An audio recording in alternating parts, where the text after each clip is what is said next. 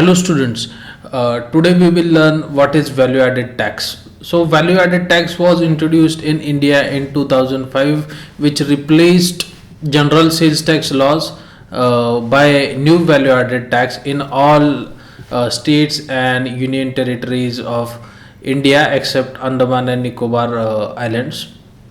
So what is this value added tax? So and what's the difference of value added tax with the earlier general sales tax laws? The difference is the input credit was not possible with earlier general sales tax, and so the prices of the goods used to be the higher to the end consumer. What happened in the value added tax?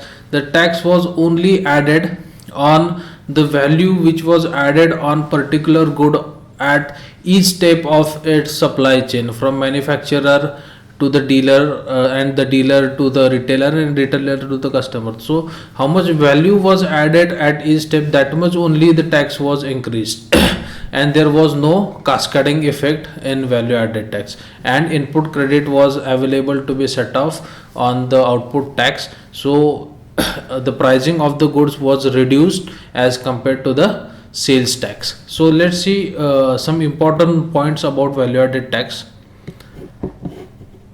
Value added tax is basically levied on goods. You can see on your screen, I am going point by point.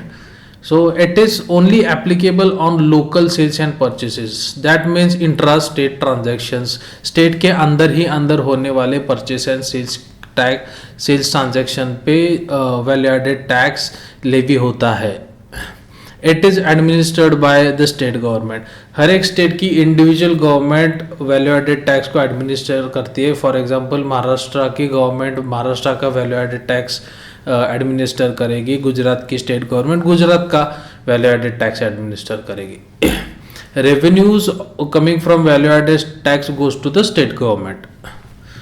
And moving on to next point, input credit is available within the state purchases from registered dealers only. Input credit आप ले सकते हो, उसको आप set off कर सकते हो output tax के against, and balance you can pay. Compulsory registration उसका है जब 10 lakhs का आपका टर्नओवर एक साल के ऊपर एक्सीड होता है, तो you need to be compulsory registered for value added tax. उसके नीचे it is exempted. Voluntary registration का भी एक ऑप्शन है where you can pay 25,000 for MVAT for getting registration for MVAT, and you can get a voluntary registration by keeping a deposit of 25,000. Next, percentage of MVAT are applicable as per ABCDE schedules. ये schedules हम आगे जाके थोड़ा detail में discuss करेंगे.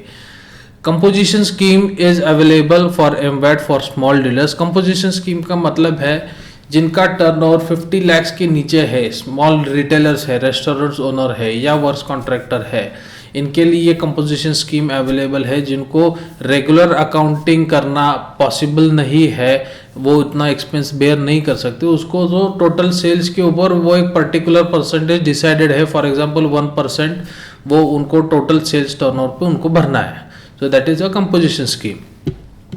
So let's move to the general terminologies used in value added tax. So let's see, first is input tax. Input tax का मतलब जो टैक्स परचेसेस पे लगता है, that is called as input tax. हम जो पे करते हैं अपने वेंडर को जहां से परचेस किया, उसको बोलते हैं input tax. Next is output tax. Output tax is charge on sales. So हम जो सेल्स करते हैं और उसके ऊपर वैट लगाते हैं, उसको आउटपुट वैट और आउटपुट टैक्स बोलते हैं. इनपुट क्रेडिट मतलब जो इनपुट के ऊपर हम टैक्स पे करते हैं, उसका हम क्रेडिट लेके एडजस्ट कर सकते हैं against our output VAT. So that is called as input credit. 10 is tax identification number. ये रजिस्ट्रेशन नंबर है वैट का, that is called as 10 number. ये नंबर 10 डिजिट नंबर होता है फॉलोड बाय V. उसको वैट 10 डिजिट नंबर महाराष्ट्र का 27 से start होता है और एंड होता है by V digit. Tax invoice किसको बोलते हैं? The invoice which is issued by registered dealer, और जिसके ऊपर उसका टैक्स रजिस्ट्रेशन नंबर और टैक्स की वैल्यू सेपरेटली मेंशन्ड है, उसको टैक्स इनवॉइस बोलते हैं. Moving on to next point, retail invoice किसको बोलते हैं? जो इनवॉइस एग्जम्प्टेड सेल्स या URD डीलर को दिया गया है, अनरजिस्टर्ड डीलर को, उसको रिटेल इनवॉइस बोलते हैं.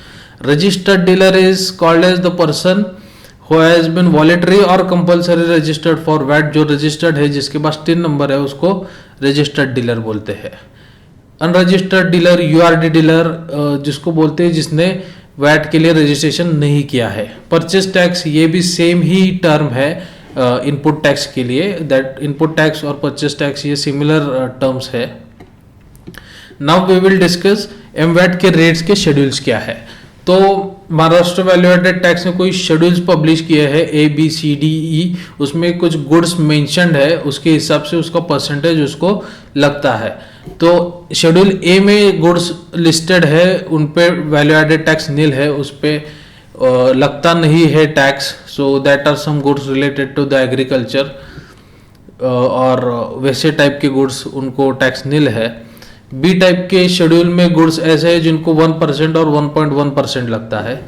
सी में ऐसे गुड्स लिस्टेड है जिनको 2, 3, 4 और रिसेंटली 6% बढ़ाया गया है, उसके अंदर ये गुड्स आते हैं. डी शेड्यूल के अंदर जो गुड्स आते हैं जिनके ऊपर 4%, 5% और 20% और अबाव के गुड्स आते हैं. ई शेड्यूल में जो ABCD में जो नहीं कवर किए हैं वो सब गुड्स आते हैं, और उनको 13.5% अभी रिसेंटली महाराष्ट्र में वैल्यू एडेड टैक्स लगता है, जो 12.5 से बढ़ाकर 13.5 कर दिया है. ये रेट्स 2016 और 17 के एप्लीकेबल है. So this are some important points of value added tax. और नेक्स्ट वीडियो में हम देखेंगे कि how VAT is computed. So keep on watching these tutorials. We are happy to give you an information, updated information and practical information about taxes in India. Thank you very much.